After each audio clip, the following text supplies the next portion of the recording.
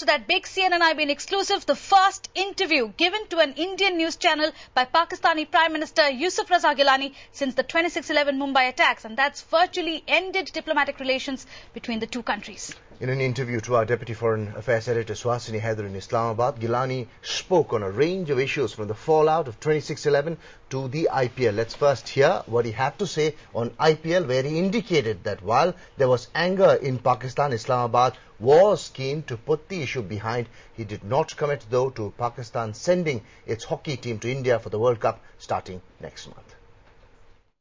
The latest controversy that seems to have hit India-Pakistan relations, the IPL auction. Now, certainly many in India have admitted, have said that the way the auction was conducted was certainly should have been managed much better. But many have also perceived Pakistan as having overreacted. The fact that you pulled back an election commissioner from travelling to India, the parliamentary delegation that was taken back, was that an overreaction?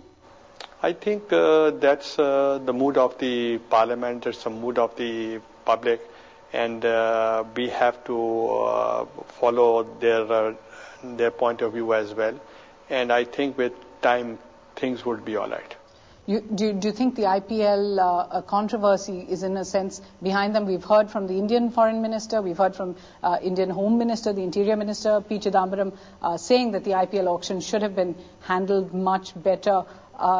Does the matter really end here, or are we going to see a lasting impact on sporting ties? I think the Foreign Minister would react on it. But in terms of the sporting ties between the two countries, this cricket becomes the sort of larger than just any sport. Cricket had always been a cricket diplomacy even in the past. In the next few months, we're seeing other engagements between the sporting teams. The hockey team from here is due to travel to India for the World Cup as well. Are we going to see the lasting impact of what's happened at the IPL there, or do you think it's over?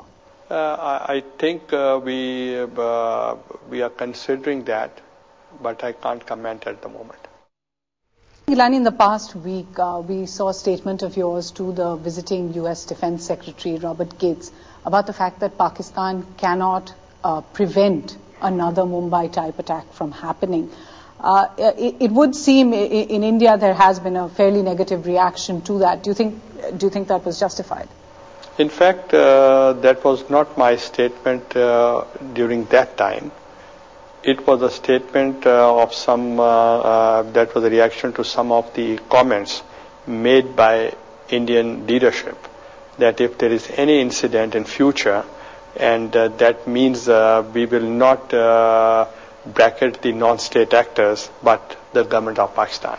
I was of opinion, and which I talked to Robert Gates, that if there is any credible or is there any information, we are ready to share with India. And that should be preempted before time, and it should not be done after that. And if India has any information, they can share with us. We are ready to share any intelligence sharing or any sort of information, credible information. We are ready to support you. Are you saying that there are many groups that you cannot control? No, not in that context. I said only in a context that in a very positive manner, if you have any information, such information, instead of saying that we will bracket the government with it, it is better you share with us so that we can jointly resolve this issue. A short while ago, you spoke about the discourse being stuck still in a sense at the Mumbai attacks. 14 months later, the discourse is still stuck. What do you think it will take to move it forward? In fact, we had asked for further information so that we should strengthen the case. We have already registered the case. The matter is subject before the court in Lahore High Court. What specific type of information are you looking at? India says we have 6 dossiers handed over. Yes, we appreciate that, but at the same time we asked for something more, and that's you can discuss with the Ministry of Information, with the Interior. Do you think India has been stalling giving information? I haven't said that, but at the same time, through the Foreign Office, the Ministry of Information, this Interior, they really want some more facts and information about that incident that can lead us for at least positive things. But you have, in a sense, charged at least 7 men who are facing trial. Yes, we did. You've also arrested more. Yes, we did. Do you think the case against those who you have charged is a strong one? Because the world is in effect looking at how the trial... The matter is sub judice, therefore I can't comment on it.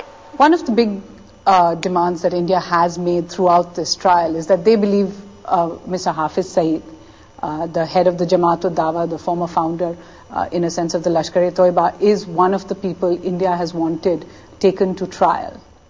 He's already under trial. He's not been arrested, though. In fact, it has to be decided by the courts. But would your government be open to considering India's request? Because they seem to have focused their demands very much on Mr. Hafiz Saeed. Therefore, we needed further information about that incident. And at the same time, we need more evidence to put him to task. In the past few weeks, though, we've seen an increase, if you like, in violent attacks in Kashmir, in the valley, as well as along the border. There's a sense that the military tension between both countries has actually increased in the new year. Would you agree with that? In fact, there had been some irresponsible statements from the Army Chief of India, and some of the other statements like we'll take Pakistan as responsible. There is a tension because of that, and at the same time that's an indigenous movement in Kashmir. That is not anything to do with Pakistan. We are too busy in our own matters. 2009 was a difficult year in many ways. It was a year when we saw what many call a steady deterioration in bilateral ties. Your hopes for 2010? In fact, when I met Dr. Manmohan Singh in Sharm el-Sheikh, that was a very good meeting with the Prime Minister, and you were a witness.